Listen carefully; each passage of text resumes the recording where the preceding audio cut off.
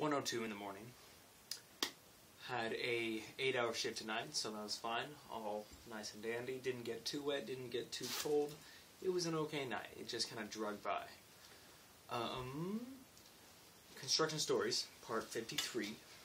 Safety first. Okay.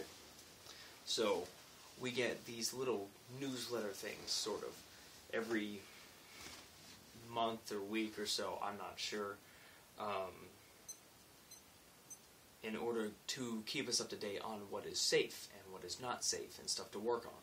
So, the company, basically, if you get hurt on any level while working for this specific company, I don't know how it is with other ones, but if you get hurt on any level, that company is like completely responsible for everything that has to get paid for like emotional damages and for any medical bills of any kind. So it's ridiculous. Plus, the people that want to get things built for them don't want to hire a company that is always getting its employees hurt. So being safe is a big deal. So we went, so in these newsletters, there are like quality person of the week, quality crew of the week, safety person of the week, safety crew of the week, all these little things that are just kind of, oh, that's cool, you did a good job.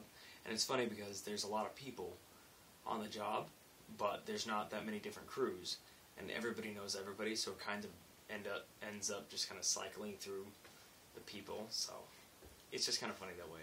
But Amber and I were the quality person of the week, which is kind of weird, but we've both been doing the same job and doing it, I think, well, but that's stupid.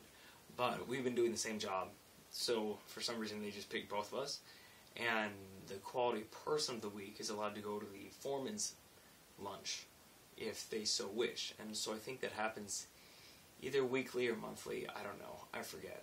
But so we decided to go. They had like burritos and chips and soda, and it was pretty fun.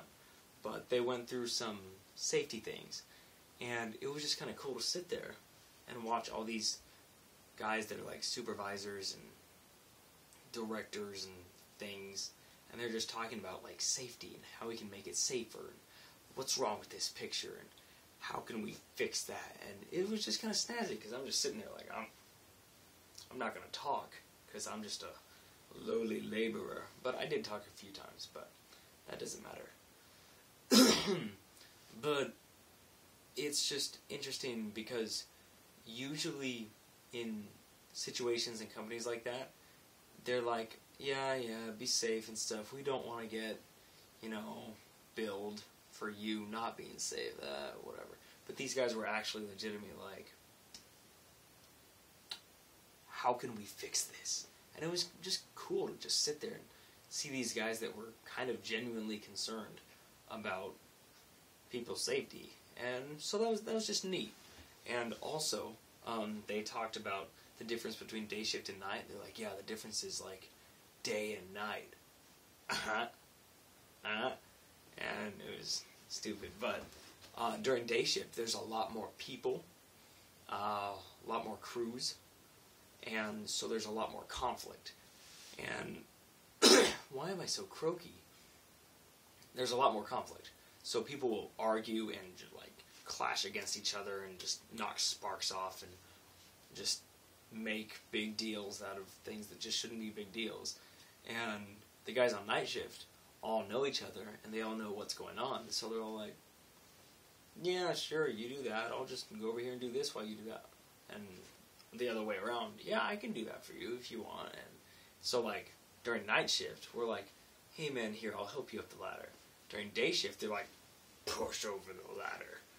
And it's just interesting because I've been on days and there was that distinction, and now I'm on nights, and I'm glad I'm on nights.